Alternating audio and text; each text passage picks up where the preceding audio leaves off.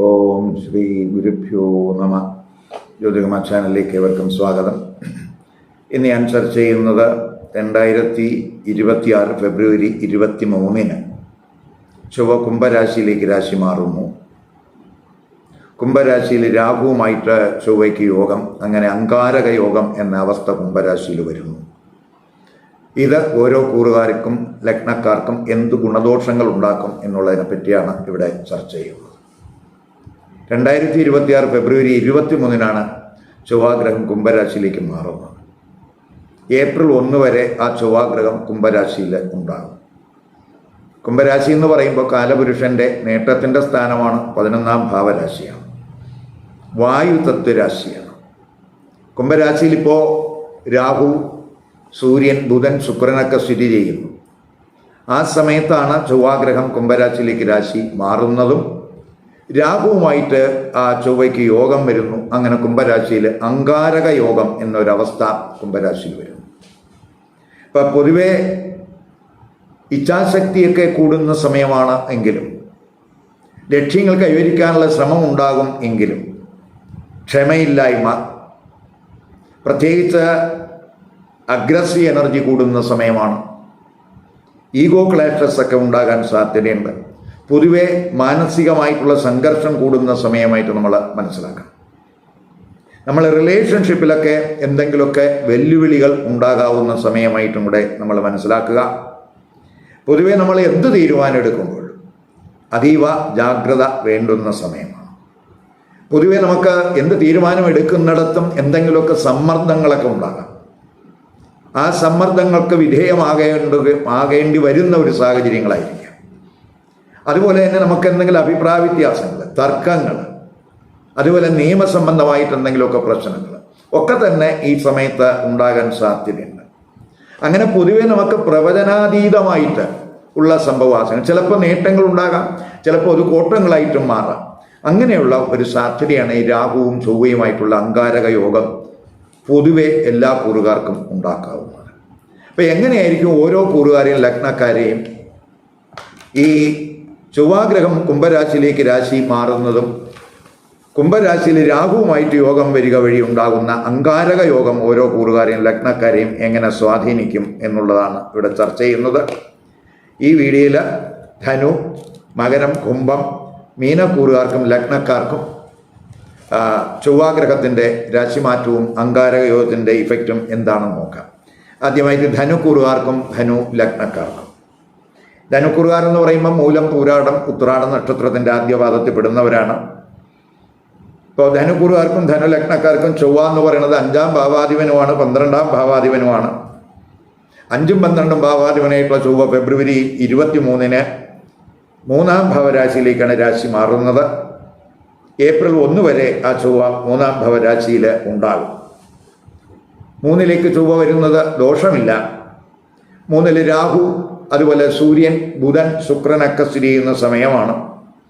ആ സമയത്താണ് ചൊവ്വ 3ലേക്ക് രാശി മാറുന്നത്. ആ രാഹു ചൊവ്വയുമായിട്ട് 3ാം ഭാവരാശിയിൽ യോഗം വരുന്നു. 3ാം ഭാവരാശിയിൽ അങ്കാരക യോഗം വരുന്നു.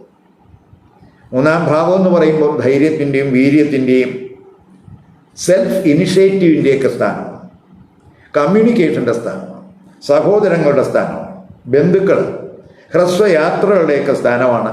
പൊതുവെ ഒരു കോൺഫിഡൻസ് ലെവലിൻ്റെയൊക്കെ സാധ്യത ആണ്, ആ സ്ഥാനമാണ് ആ 3ാം ഭാവം. അപ്പം പൊതുവെ നമുക്ക് ഈ 3ലാണ് ഈ ചൊവ്വയും രാഹുവും ഒക്കെ യോഗം വരുന്നത്. നമ്മൾ ഏത് ഏരിയയിലായാലും അതിൽ ആക്റ്റീവാകും, കോൺഫിഡൻസ് ലെവലൊക്കെ കൂടും, എന്തു തീരുമാനം എടുക്കാനുള്ള ധൈര്യം, ആർജവമൊക്കെ ഈ സമയത്ത് ഉണ്ടാകും. പുത്തൻ പ്രോജക്റ്റുകൾ, പുതിയ ജോലി, ഇവയിലൊക്കെ തന്നെ ഫോക്കസ് കൂടാവുന്ന സമയമാണ്. ഡിബേറ്റുകളിൽ, അതായത് ചർച്ചകളിലൊക്കെ ശക്തമായിട്ട് പ്രതികരിക്കുന്ന സമയമാണ്. 5ാം ഭാവാധിപനായിട്ടുള്ള ചൊവ്വ 3ൽ വരിക എന്ന് പറയുകയും അവിടെ ആ ചൊവ്വ 3ൽ രാഹുവുമായിട്ട് യോഗം ചെയ്യുകയൊക്കെ ചെയ്യുമ്പോൾ തൊഴിലിടത്ത് നമ്മൾ കമ്മ്യൂണിക്കേഷനിൽ ശ്രദ്ധിക്കണം. സഹോദരങ്ങളുമായിട്ടുള്ള ബന്ധത്തിലൊക്കെ ഒരു കെയർ വേണം. അവരുമായിട്ട് വാഗ്വാദം ഉണ്ടാകാതെയൊക്കെ നോക്കണം. ഒരു കാര്യത്തിലും അമിത വിശ്വാസം പാടില്ല. ഉപകരണങ്ങൾ ഒക്കെ ഉപയോഗിച്ച് വർക്ക് ചെയ്യുന്നവർ വളരെ ശ്രദ്ധിക്കണം. എന്തെങ്കിലുമൊക്കെ ഇഞ്ചുറീസൊക്കെ ഉണ്ടാകാതെയൊക്കെ നോക്കണം. അതേസമയം 5-ാം ഭാവാധിപൻ ഭാവത്തിൻ്റെ 11-ലാണ് എന്നുള്ളത് കൊണ്ട് പഠന സംബന്ധമായിട്ടുള്ള കാര്യങ്ങളിലൊക്കെ ഫോക്കസ് കൂടും. പഠന നേട്ടങ്ങൾ പ്രതീക്ഷിക്കാം. ക്രിയേറ്റീവ് തലത്തിലൊക്കെ ശോഭിക്കും. ചർച്ചകളിലൊക്കെ തിളങ്ങും. സ്പെക്കുലേറ്റീവ് ബിസിനസ് വഴി നേട്ടങ്ങൾ പ്രതീക്ഷിക്കാം. സന്താനങ്ങൾ വഴി ഗുണാനുഭവം ഉണ്ടാകും. ചൊവ്വ 12-ാം ഭാവാധിപനും കൂടിയാണ്. ആ 12-ാം ഭാവാധിപൻ 3 വരിക എന്ന് പറയുമ്പോൾ സഹോദരങ്ങളുടെ ആരോഗ്യകാര്യത്തിൽ ശ്രദ്ധിക്കണം. ചിലരെ സംബന്ധിച്ചിടത്തോളം ത്രോട്ട് റിലേറ്റഡ് ആയിട്ടോ അല്ലെങ്കിൽ ഇയർ റിലേറ്റഡ് ആയിട്ടോ എന്തെങ്കിലുമൊക്കെ ട്രബിൾസ് ഈ സമയത്ത് ഉണ്ടാകാൻ സാധ്യതയുണ്ട്. അതുപോലെ സഹോദരങ്ങൾക്കായിട്ട് ചിലപ്പോൾ പണം ചെലവ് ചെയ്യേണ്ട ഒരു സ്ഥിതിയും കാണുന്നുണ്ട്. യാത്രകളിലും ഡ്രൈവിങ്ങിലും ഒക്കെ ശ്രദ്ധിക്കണം. കുജനും രാഹുവും ഒക്കെ തന്നെ യോഗം ആ 3-ൽ വരുമ്പോൾ ചിലർക്ക് വയലൻ്റ് ആയിട്ടുള്ളൊരു ടെൻഡൻസി ഈ സമയത്തുണ്ടാകും. അഗ്രസീവ് എനർജി കൂടാവുന്ന സമയമാണ്. കുജൻ 6, 9, 10 ഭാവരാശികൾ ദൃഷ്ടി വരുന്നു. അപ്പോൾ കോമ്പറ്റിറ്റീവ് സ്പിരിറ്റൊക്കെ കൂടും. ടെസ്റ്റിലായാലും ഇൻ്റർവ്യൂകളിലായാലും ഒക്കെ വിജയം പ്രതീക്ഷിക്കാം. രാഷ്ട്രീയ പ്രവർത്തകർക്ക് വളരെ അനുകൂല സമയമായിരിക്കും. കൂടെ വർക്ക് ചെയ്യുന്നവരുമായിട്ട് അവർ മുഖാന്തരം എന്തെങ്കിലുമൊക്കെ ട്രബിൾസ് ചിലപ്പോൾ ഉണ്ടാകാൻ സാധ്യതയുണ്ട്. അവിടെയൊക്കെ ശ്രദ്ധിക്കണം. സ്പിരിച്വൽ തലത്തിൽ ഫോക്കസ് കൂടുന്നത് നല്ലതാണ്. ഹയർ എഡ്യൂക്കേഷൻ തലത്തിലും ടീച്ചിങ്ങിലും ഒക്കെ തന്നെ ശോഭിക്കാവുന്ന സമയമാണ്. തൊഴിൽ അന്വേഷകരെ സംബന്ധിച്ചിടത്തോളം ഭാഗ്യനേട്ടങ്ങൾ ഉണ്ടാകുന്ന സമയമാണ്. തൊഴിലിടത്ത് അല്പം സ്ട്രിക്റ്റായിട്ടൊക്കെ ബിഹേവ് ചെയ്യാനൊക്കെ സാധ്യതയുണ്ട്. വിദേശത്ത് പഠനം, അതുപോലെ വിദേശത്ത് തൊഴിൽ അന്വേഷിക്കുന്നവർക്കൊക്കെ അനുകൂലമായിട്ടുള്ള അവസരങ്ങൾ ഉണ്ടാകും. ഗുരുക്കന്മാർ, അതുപോലെ സീനിയർ അധ്യാപകർ, പിതാവ്, ഇവരുമായിട്ടുള്ള ഇൻ്ററാക്ഷനിലൊക്കെ അഗ്രസീവ് എനർജി കൂടാതെ നോക്കണം. കഴിവതും അവരുമായിട്ട് ഇൻ്ററാക്ട് ചെയ്യുമ്പോൾ വളരെ വിനയത്തോടുകൂടിയുള്ളൊരു ഇൻ്ററാക്ഷൻ ഈ സമയത്ത് ഉണ്ടാകുന്നത് ഈ കൂറുകാർക്ക് ഗുണം ചെയ്യും. ഇനി മകരക്കൂറുകാർക്കും ലഗ്നക്കാർക്കും ചൊവ്വ കുംഭരാശിയിലേക്ക് രാശി മാറുന്നതും ആ കുംഭരാശിയിൽ രാഹുവുമായിട്ട് ചൊവ്വയ്ക്ക് യോഗം വരുന്നതും എന്ത് ഇമ്പാക്റ്റ് ഉണ്ടാക്കുമെന്ന് നോക്കാം. മകരക്കൂറുകാർ എന്ന് പറയുമ്പോൾ ഉത്രാട നക്ഷത്രത്തിൻ്റെ അവസാനത്തെ 3 പാദം, തിരുവോണം, അതുപോലെ അവിട്ട നക്ഷത്രത്തിൻ്റെ ആദ്യത്തെ 2 പാദത്തിൽ പെടുന്നവരാണ്. മകരക്കൂറുകാർക്കും മകരലഗ്നക്കാർക്കും ചൊവ്വ എന്ന് പറയുമ്പോൾ 4ഉം 11ഉം ഭാവാധിപനാണ്. 4ഉം 11ഉം ഭാവാധിപനായിട്ടുള്ള ചൊവ്വ ഫെബ്രുവരി 23-ന് അവരുടെ 2-ാം ഭാവരാശിയിലേക്കാണ് രാശി മാറുന്നത്. ഏപ്രിൽ 1 വരെ ആ ചൊവ്വ 2-ാം ഭാവരാശിയിൽ ഉണ്ടാകും. 2-ലിപ്പോൾ രാഹുവുണ്ട്, സൂര്യനുണ്ട്, ബുധനുണ്ട്, ശുക്രനുണ്ട്. ഈ 4 ഗ്രഹങ്ങൾ 2-ൽ നിൽക്കുന്ന സമയത്താണ് ചൊവ്വാഗ്രഹം 2-ലേക്ക് രാശി മാറുന്നത്. ആ 2-ൽ വാക്സ്ഥാനത്താണ് രാഹുവും ചൊവ്വയുമായിട്ടുള്ള യോഗം, അംഗാരക യോഗം വരുന്നത്.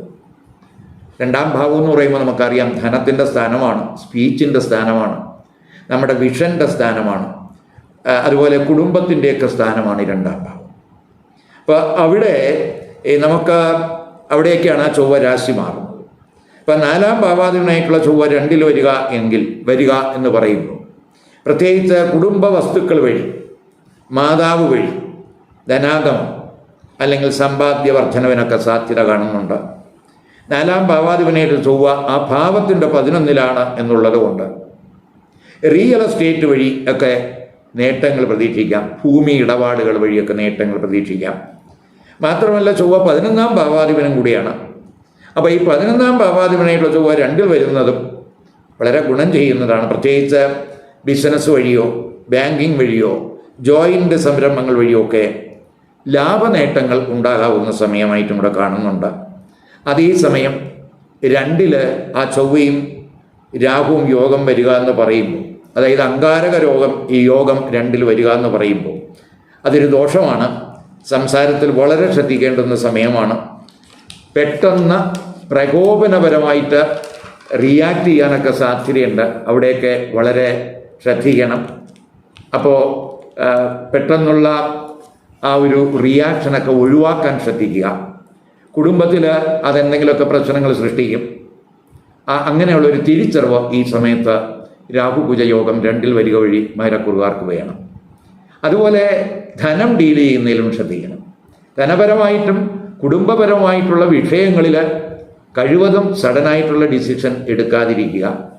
സമ്പാദ്യത്തിലും ധനം മാനേജ് ചെയ്യുന്നതിലുമൊക്കെ ശ്രദ്ധ കൊടുക്കുക. അപ്രതീക്ഷിതമായിട്ടുള്ള ചിലവുകൾ ഈ സമയത്ത് വരാൻ സാധ്യതയുണ്ട്. കഴിവതും ആഹാരത്തിൽ ശ്രദ്ധിക്കണം. സ്പൈസി ആയിട്ടുള്ള ഫുഡ് ഈ സമയത്ത് കഴിവതും ഒഴിവാക്കാൻ ശ്രമിക്കുക. അതുപോലെ നല്ല ഏണിംഗ് പവറൊക്കെ ഈ സമയത്ത് ഉണ്ടാകും. എങ്കിലും രാഹുവും ചൊവ്വയൊക്കെ ആ 2-ൽ വരിക എന്ന് പറയുമ്പോൾ അത് നമുക്ക് അൺസിമ്പതറ്റിക് ആയിട്ടുള്ള ഒരു ആറ്റിറ്റ്യൂഡ് ഈ സമയത്തുണ്ടാകും. ഈ അൺസിമ്പതറ്റിക് ആയിട്ടുള്ള ആറ്റിറ്റ്യൂഡ് ചിലപ്പോൾ അത് വാഗ്വാദങ്ങൾക്കും എന്തെങ്കിലും കുടുംബ പ്രശ്നങ്ങൾക്കും ഒക്കെ അത് ഇടയാക്കും എന്നും കൂടെ മനസ്സിലാക്കുക. അതുകൊണ്ട് സംസാരത്തിൽ വളരെ ശ്രദ്ധിക്കണം, കമ്മ്യൂണിക്കേഷനിൽ ശ്രദ്ധിക്കണം. വിഷൻ സംബന്ധമായ ക്ലേശങ്ങളുള്ളവർക്ക് ഒരു കെയർ വേണം. അതുപോലെ തന്നെ ചൊവ്വ 5, 8, 9 രാശികളിൽ ദൃഷ്ടി ചെയ്യുന്നുണ്ട്. ഇപ്പം ഫിനാൻഷ്യൽ ഗാംബ്ലിങ്സ്, സ്പെക്കുലേഷൻ, അതുപോലെ ഇങ്ങനെയൊക്കെ ഇത്തരം ഏരിയകളിൽ ഒരു കെയർ വേണം. നമുക്ക് സ്പെക്കുലേറ്റീവ് ബിസിനസ്സിലും കെയർ വേണം. ഗാംബ്ലിംഗ് റിലേറ്റഡ് ആയിട്ടുള്ള വർക്ക് ചെയ്യുന്നവരൊക്കെ ഒരു ശ്രദ്ധിച്ച് വേണം അതിൽ പ്രവർത്തിക്കാൻ. അതുപോലെ സന്താനങ്ങളുമായിട്ടൊക്കെ ചിലപ്പോൾ അഭിപ്രായ വ്യത്യാസങ്ങൾ, അതുപോലെ തന്നെ അത് ചിലപ്പോൾ എന്തെങ്കിലും മാനസികമായിട്ട് ഒരു സ്വസ്ഥത കുറവിനൊക്കെ ചിലപ്പോൾ അത് ഇടയാക്കും. ചിലപ്പോൾ നമുക്ക് കറക്റ്റ് തീരുമാനം എടുക്കാനാകാത്ത ഒരു വീക്കായിട്ടുള്ള ഒരു മൈൻഡിൻ്റെ ഉടമ ആകാനും സാധ്യതയുണ്ടെന്നും കൂടെ മനസ്സിലാക്കുക. അതൊക്കെ പ്രത്യേകിച്ച് ചിന്താക്ലേശം ഉണ്ടാക്കും, ഒരു മെൻ്റൽ കോൺഫ്ലിക്റ്റ് ഉണ്ടാക്കും, സമാധാനക്കുറവുണ്ടാകാനൊക്കെ സാധ്യതയുണ്ട്. ദൂരയാത്രകളിലൊക്കെ ശ്രദ്ധിക്കണം. ചിലരൊക്കെ ഈ ലോവർ അബ്ഡമൻ റിലേറ്റഡ് ആയിട്ട് എന്തെങ്കിലുമൊക്കെ ഇഷ്യൂസ് ഈ സമയത്ത് വരാം. ജീവിത പങ്കാളിയുടെ ആരോഗ്യത്തിലും ശ്രദ്ധിക്കണം. അപ്പോൾ ആത്മീയമായിട്ടുള്ള ചിന്ത കൂട്ടുന്നതും ധ്യാനം, യോഗ ഇവയൊക്കെ ശീലിക്കുന്നതും പുണ്യഗ്രന്ഥങ്ങളൊക്കെ വായിക്കുന്നതും സത്സംഗങ്ങളിലൊക്കെ പങ്കെടുക്കുന്നതും ഒക്കെ പൊതുവേ നമുക്ക് ഈ മെൻ്റൽ കോൺഫ്ലിക്റ്റ് കുറയ്ക്കുന്നതിനും നല്ല ചിന്തകൾക്കും നല്ല തീരുമാനങ്ങൾ എടുക്കുന്നതിനും അത് സഹായകമാകും എന്നും കൂടെ മനസ്സിലാക്കുക. ഇനി കുംഭക്കുറുകാർക്കും കുംഭ ലഗ്നക്കാർക്കും ചൊവ്വാഗ്രഹം കുംഭരാശിയിലേക്ക് രാശി മാറുന്നതും കുംഭരാശിയിൽ രാഹുവും ചൊവ്വയുമായിട്ട് യോഗം വരുന്നതും എന്ത് ഇമ്പാക്റ്റ് ഉണ്ടാക്കും നോക്കാം. കുംഭക്കുറുകാരെന്ന് പറയുമ്പോൾ അവിട്ട നക്ഷത്രത്തിൻ്റെ അവസാനത്തെ 2 പാദം, ചതയം, അതുപോലെ പൂരിട്ടാതി നക്ഷത്രത്തിൻ്റെ ആദ്യത്തെ 3 പാദത്തിൽപ്പെടുന്നവരാണ്. ഇപ്പോൾ കുംഭക്കുറുകാർക്കും കുംഭ ലഗ്നക്കാർക്കും ചൊവ്വ 3ഉം 10ഉം ഭാവാധിപനാണ്. 3ഉം 10ഉം ഭാവാധിപനായിട്ടുള്ള ചൊവ്വ ഫെബ്രുവരി 23-ന് ജന്മരാശിയിലേക്കാണ് രാശി മാറുന്നത്. ഏപ്രിൽ 1 വരെ ആ ചൊവ്വ ജന്മരാശിയിൽ ഉണ്ടാകും. ജന്മരാശിയിൽ രാഹു, സൂര്യൻ, ബുധൻ, ശുക്രൻ സ്ഥിതി ചെയ്യുന്ന സമയമാണ്. ഈ സമയത്താണ് ചൊവ്വാഗ്രഹം ജന്മരാശിയിലേക്ക് രാശി മാറുന്നത്. അങ്ങനെ ജന്മരാശിയിൽ രാഹുവും ചൊവ്വയുമായിട്ടുള്ള യോഗവും അങ്കാരക യോഗവും ജന്മരാശിയിൽ വരും. ജന്മരാശി എന്ന് പറയുമ്പോൾ നമുക്കറിയാം ഫിസിക്കൽ അപ്പിയറൻസിൻ്റെ രാശിയാണ്, നമ്മുടെ വ്യക്തിത്വത്തിൻ്റെ പേഴ്സണാലിറ്റിയുടെ രാശിയാണ്, മെൻ്റൽ ക്യാരക്ടറിസ്റ്റിക്സിൻ്റെ രാശിയാണ്, നമ്മുടെ മൊത്തത്തിലുള്ള ജീവിത രീതി ഇവയൊക്കെ നമുക്ക് ഈ ജന്മരാശി കൊണ്ട് നമുക്ക് പറയാൻ കഴിയും. ആ സ്ഥാനത്തേക്കാണ് ചൊവ്വ വരുന്നത്. അപ്പം 3ആം ഭാവാധിപനായിട്ടുള്ള ചൊവ്വ ജന്മരാശിയിൽ വരുന്നതിനാൽ സ്വന്തം പ്രയത്നത്തിലൂടെ ഉള്ള ഉപജീവന മാർഗം കണ്ടെത്തുന്നതിനുള്ള ശ്രമം കൂടുന്ന സമയമാണ്. പൊതുവെ ധൈര്യം, വീര്യം, ആത്മവിശ്വാസം, ചുറുചുറുക്കൊക്കെ ഈ സമയത്ത് ഈ കുറുകാർക്കുണ്ടാകും. അതേസമയം പെട്ടെന്ന് ആകാവുന്ന മാനസികാവസ്ഥ ഈ സമയത്ത് വരും. അത് ചിലപ്പോൾ വാഗ്വാദങ്ങൾക്കിടയാക്കും. അപ്പോൾ അങ്ങനെയുള്ള ഒരു മാനസികാവസ്ഥ, മെൻ്റൽ ക്യാരക്ടറിസ്റ്റ് നമ്മൾ ഈ സമയത്ത് ഒഴിവാക്കണം. സഹോദരങ്ങൾ, സുഹൃത്തുക്കൾ വഴി എന്തെങ്കിലുമൊക്കെ നേട്ടങ്ങൾ ഉണ്ടാകും എങ്കിലും അവരുമായിട്ടുള്ള കമ്മ്യൂണിക്കേഷൻ അത്രത്തോളം ഗുണപരമാകണമെന്നില്ല. ചൊവ്വ 10ആം ഭാവാധിപനും കൂടിയാണ്.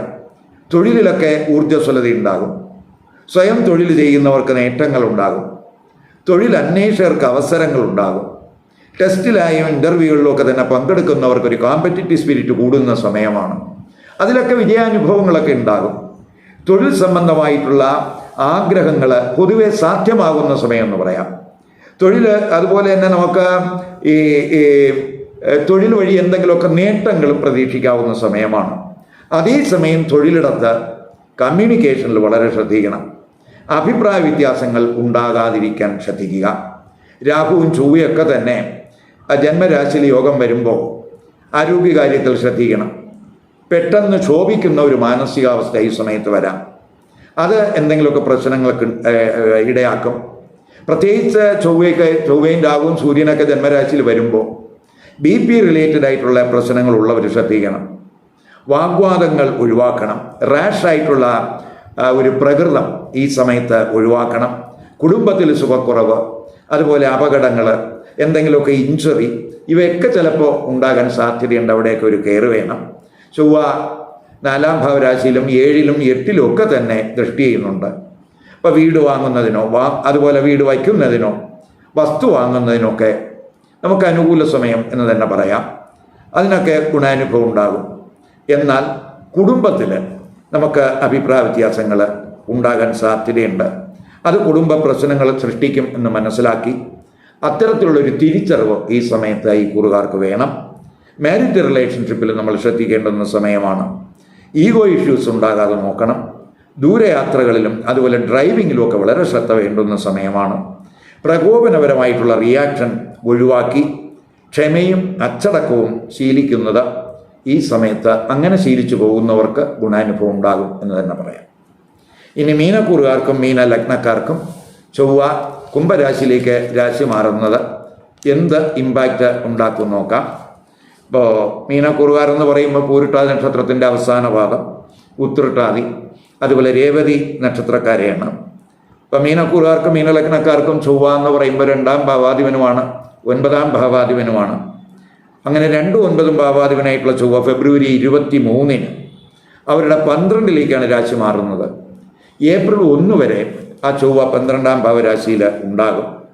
12-ല് രാഹു, സൂര്യൻ, ബുധൻ, ശുക്രൻ സ്ഥിതി ചെയ്യുന്ന സമയമാണ്.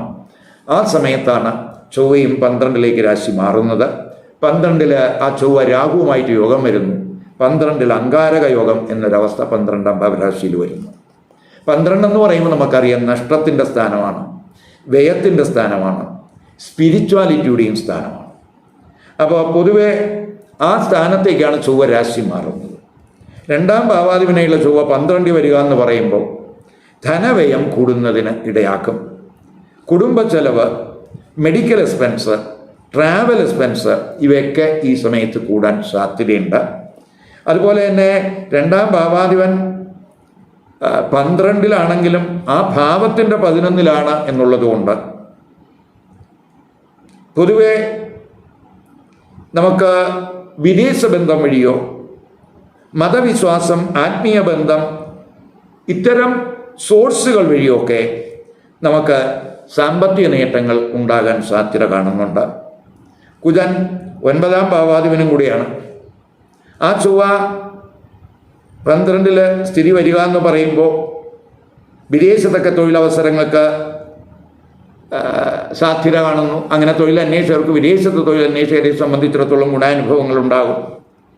അതുപോലെ തന്നെ അതുമായിട്ട് ബന്ധപ്പെട്ടൊക്കെ ചിലപ്പോൾ ദൂരയാത്രകൾ, അതുവഴിയുള്ള ധനച്ചെലവൊക്കെ ഈ സമയത്ത് കൂടാൻ സാധ്യതയുണ്ടെന്നും കൂടെ മനസ്സിലാക്കുക. വിദേശത്തെ പഠനം, താമസം ഇവയുമായിട്ട് ബന്ധപ്പെട്ടൊക്കെ പൊതുവെ ചെലവ് കൂടാവുന്ന സ്ഥിതിയാണ് കാണുന്നത്. പിതാവിന് എന്തെങ്കിലും ആരോഗ്യ പ്രശ്നങ്ങൾ ഉണ്ടാകാം. പ്രത്യേകിച്ച് 9-ാം ഭാവാധിപൻ 12-ൽ വരുന്നു. അപ്പോൾ ആ 12-ൽ രാഹുവും ചൊവ്വയുമായിട്ടൊക്കെ യോഗം വരുമ്പോൾ അത് 12-ലാകുന്നത് കൊണ്ട് നമുക്ക് അദൃശ്യ ശത്രുക്കളുടെ ഗൂഢനീക്കങ്ങൾ നമ്മൾ തിരിച്ചറിഞ്ഞു പോകണം. നമ്മുടെ ശത്രുക്കൾ, നമ്മൾ നേരിൽ കാണുന്ന ശത്രുക്കളല്ലാതെ ഒളിഞ്ഞിരിക്കുന്ന ശത്രുക്കളുണ്ട്. അപ്പോൾ അവരുടെയൊക്കെ ഗൂഢനീക്കങ്ങൾ മുൻകൂട്ടി കാണാനുള്ള ഒരു കഴിവ് ഈ സമയത്ത് വേണം. അവർ മുഖാന്തരം എന്തെങ്കിലുമൊക്കെ പ്രയാസങ്ങൾ ചിലപ്പോൾ ഉണ്ടാകാം. അതുപോലെ തന്നെ പൊതുവെ ഒരു ഐസൊലേഷൻ്റെ സമയമാണ് എന്നും കൂടെ നമുക്ക് മനസ്സിലാക്കുക. നഷ്ടഭീതി ഈ സമയത്ത്, നഷ്ടഭയം ഈ സമയത്ത് ഉണ്ടാകാൻ സാധ്യതയുണ്ട്. കഴിവതും ചതി, അതുപോലെ വഞ്ചന, ഇവ വഴിയൊക്കെ പണം നഷ്ടപ്പെടാനൊക്കെ സാധ്യതയുണ്ട് എന്നുള്ളതിനാൽ കഴിവതും അപരിചിതരുമായിട്ടുള്ള ഇടപാടുകളിലൊക്കെ ഒരു കെയർ ഈ സമയത്ത് വേണം. ബന്ധുക്കളിൽ നിന്ന് അകന്ന് താമസിക്കുന്നതിന് സാധ്യത കാണുന്നുണ്ട്. ചിലർക്ക് ആരോഗ്യ പ്രശ്നങ്ങൾക്കും സാധ്യത കാണിക്കുന്നുണ്ട്. പാദങ്ങളിൽ എന്തെങ്കിലും പെയിൻ, മസിൽ റിലേറ്റഡ് ആയിട്ടുള്ള എന്തെങ്കിലും ഇഷ്യൂസ്, കണങ്കാലിൽ എന്തെങ്കിലും പ്രയാസങ്ങൾ, വിഷൻ സംബന്ധമായിട്ടുള്ള പ്രശ്നങ്ങൾ ഒക്കെ ഈ സമയത്ത് ചിലപ്പോൾ ഉണ്ടായെന്ന് വരാം. അവിടെയൊക്കെ നമ്മൾ ശ്രദ്ധ കൊടുക്കുക. അതുപോലെ ചാരിറ്റിയിലോ ധർമ്മപ്രവർത്തനങ്ങളിലോ അവയ്ക്ക് വേണ്ടിയൊക്കെ ചിലപ്പോൾ അവയിലൊക്കെ ഏർപ്പെടുകയും അവയ്ക്ക് വേണ്ടി പണം ചെലവ് ചെയ്യുന്നതിനൊക്കെ സാധ്യതയുണ്ട്. ആത്മീയ കാര്യങ്ങളിലൊക്കെ ഫോക്കസ് കൂട്ടുന്നതും അതുപോലെ സത്സംഗങ്ങളിലൊക്കെ പങ്കെടുക്കുന്നതും ഈ സമയത്ത് പൊതുവെ മെൻ്റൽ കോൺഫ്ലിക്റ്റ് കുറയ്ക്കുന്നതിന്, മനസ്സമാധാനം കൈവരിക്കുന്നതിനും അത് സഹായകമാകും. ചൊവ്വ 3, 6, 7 രാശികളിൽ ദൃഷ്ടി ചെയ്യുന്നുണ്ട്. അപ്പോൾ കമ്മ്യൂണിക്കേഷനിൽ അല്പം ശ്രദ്ധിക്കണം. ഫ്രണ്ട്സുമായിട്ടുള്ള അഭിപ്രായ വ്യത്യാസങ്ങൾ, ചിലപ്പോൾ പൊടുന്നതിന് എന്തെങ്കിലുമൊക്കെ അഭിപ്രായ വ്യത്യാസങ്ങൾ ഉണ്ടാകാം, അയൽവക്കക്കാരുമായിട്ട്. അപ്പോൾ അവിടെയൊക്കെ ഒരു ശ്രദ്ധ വേണം. അതുപോലെ തന്നെ കഴിവതും ഈ കടബാധ്യത തീർക്കുന്നതിനുള്ള ഒരു ശ്രമം ഈ സമയത്ത് ചിലപ്പോൾ ഇവരുടെ ഭാഗത്തുണ്ടാകാം. അതിനുള്ള മാർഗങ്ങളൊക്കെ കണ്ടെത്താം. അതുപോലെ ദാമ്പത്യ ബന്ധത്തിൽ ഒരു ശ്രദ്ധ വേണ്ടുന്ന സമയമാണ്. വിവാഹ ആലോചനകളിലും കെയർ വേണം. സഡൻ ഡിസിഷൻ കഴിവതും എടുക്കാതിരിക്കുക. തെറ്റിദ്ധാരണ ഉളവാക്കുന്ന കമ്മ്യൂണിക്കേഷൻ ഈ സമയത്ത് ഉണ്ടാകാതിരിക്കാൻ ശ്രദ്ധിക്കുക. അത് മുഖാന്തരം എന്തെങ്കിലും പ്രശ്നങ്ങളൊക്കെ നമുക്ക് ഉണ്ടാകാൻ സാധ്യതയുണ്ട്. അപ്പോൾ ഈ സമയത്ത് ഈശ്വരചിന്ത കൂട്ടുന്നതും നമ്മുടെ ഇന്നർ സ്പേസൊക്കെ വികസിപ്പിക്കുന്നതും അത് നല്ല ചിന്തകൾക്ക് നമുക്ക് വഴിതെളിക്കും. നമ്മുടെ സ്ലീപ്പിംഗ് പ്രോബ്ലമൊക്കെ കുറയ്ക്കുന്നതിനൊക്കെ സഹായകമാകും. പൊതുവെ ഈശ്വരീയ കടാക്ഷം കിട്ടുന്നതിന് അത് വഴിതെളിക്കും എന്ന് തന്നെ പറയാം. ഈ വീഡിയോ ഇഷ്ടപ്പെട്ടുവെങ്കിൽ ലൈക്ക് ചെയ്യുക, ഷെയർ ചെയ്യുക. അതുപോലെ സബ്സ്ക്രൈബ് ചെയ്യാത്തവർ സബ്സ്ക്രൈബ് ചെയ്ത് കാണുക. മറ്റൊരു പുതിയ വിഷയമായി അടുത്ത വീഡിയോയിൽ കാണാം. നമസ്കാരം.